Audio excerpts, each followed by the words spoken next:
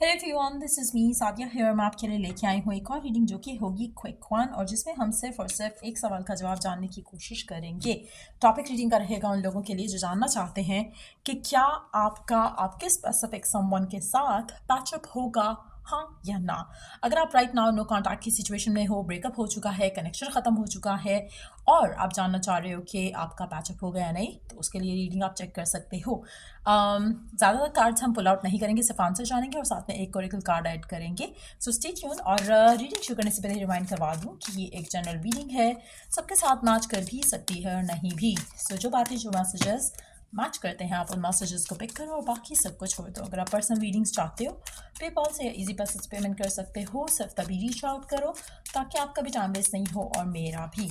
So let's see, क्या आपका patch up होगा इस पर्सन के साथ, हाँ या ना। क्या आपका पैचअप होगा इसके साथ, हाँ या ना। Will the two of you patch up, yes or no? क्या आपका पैचअप होगा इसके साथ, हाँ या ना।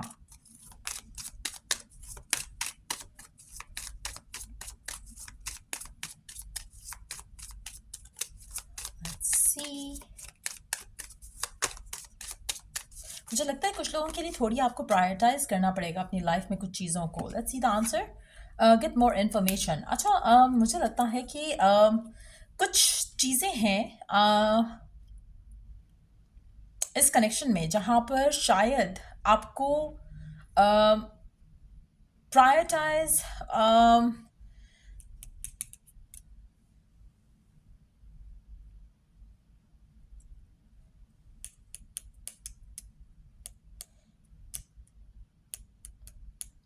मुझे लगता है कि व्हेन इट कम्स टू ये कनेक्शन जो आपका है इस इंसान के साथ और जिस तरह से आप पैचअप चाह रहे हो इसके साथ, उस कनेक्शन को लेकर आपकी जो डिज़ायर है, मेक श्योर कि आप उस डिज़ायर को जब विश करो या उसके लिए दुआ करो तो पूरे तरीके से दुआ करो, क्योंकि कहीं ना कहीं मुझे लग रहा है कि आप चीज़ों को प्रायोरिटाइज नहीं कर रहे हो। जैसे आप रिकन्सिलिएशन की दुआ मांग रहे हो but at the same time उस रिकन्सिलिएशन के साथ कुछ नेगेटिव अटैच हो सकता है। सो मेक श्योर कि जब आप कुछ मांग रहे हो इस कनेक्शन को लेकर तो सब क्लियर कट वे में मांगो, सारा कुछ इंक्लूड करके मांगो।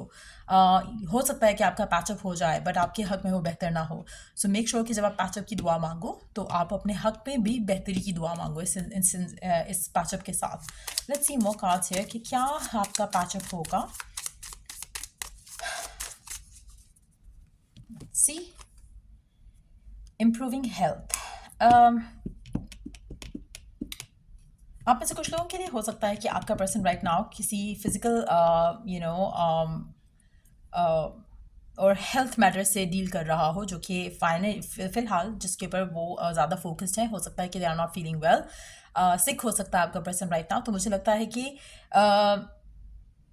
अगेन आपको अगर ये पर्सन मिलता है तो उसकी mental health, physical health, emotional health जो है ये मेक श्योर करो कि आपको इस तरह का पर्सन अपनी ज़िंदगी में चाहिए। हो सकता है कि आपका पैचअप हो जाए लेकिन ये पर्सन आपके लिए, आपकी मेंटल, फिजिकल, इमोशनल हेल्थ के लिए सही ना हो, कंपैटिबल ना हो। सो कहीं ना कहीं मुझे लगता है कि आपको प्रॉपर इन्फॉर्मेशन नहीं है ट्रुथ के बारे में, और हो सकता है कि अगर आपका पैचअप हो जाए तो there is a third person involve in this connection as well. So again there is something जो कि मिसिंग है आपकी इन्फॉर्मेशन में से राइट नाउ। आपको क्लैरिटी नहीं है, आपको अवेयरनेस नहीं है और आप ऐसी चीज़ के लिए दुआ मांग रहे हो राइट नाउ जो कि शायद आपके हक में बेहतर नहीं हो। तो मुझे लगता है कि राइट नाउ इस इंसान को मांगने से बेहतर ये है कि आप खुद को प्रायोरिटाइज करो, अपनी हेल्थ को प्रायोरिटाइज करो और कोशिश करो कि अगर आप इस इंसान को चाहते हो तो इसके बेस्ट वर्जन के साथ मांगो। अगर ये बेस्ट वर्जन में नहीं आता तो don't ask for this person, क्योंकि वो आपके लिए सही नहीं रहेगा।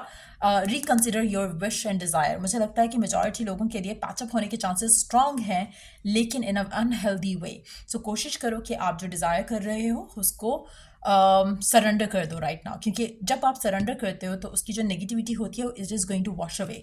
लेकिन अगर आप इसको चेस करते हो, उसके पीछे पड़े रहते हो, इस दुआ के मन्नत मांगते हो इसके लिए, तो आपके अगेंस्ट जा सकती है चीज़। लेट्स सी गाइडेंस आपके लिए। आप में से कुछ लोगों के लिए ऑलरेडी रेड फ्लैग्स हैं इस कनेक्शन को लेकर। So again try not to avoid it. Let's see कि ओरेकल गाइडेंस क्या कहती है। क्या आपका पैचअप होगा इस इंसान के साथ। Past life relationship, past karma आपकी लाइफ को अफेक्ट कर रहा है, बट अगैन आप में से कुछ लोगों के लिए इस इंसान के साथ कोई पास्ट लाइफ कनेक्शन भी इन्वॉल्व हो सकता है. You have known this person before, but at the same time मुझे लगता है कि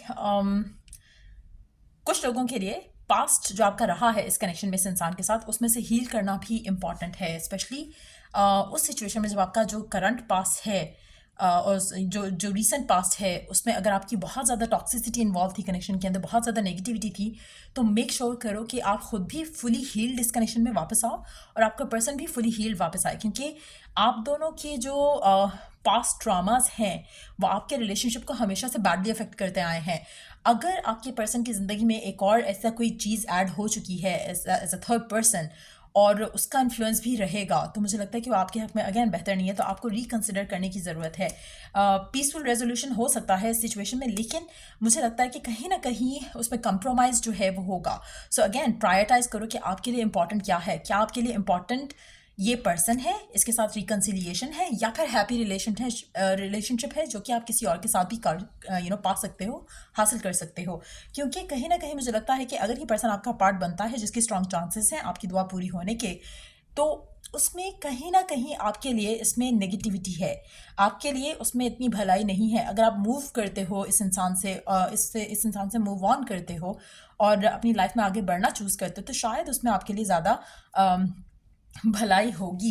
let's see some more oracle guidance. Let's see कि और मैसेज क्या है आपके लिए.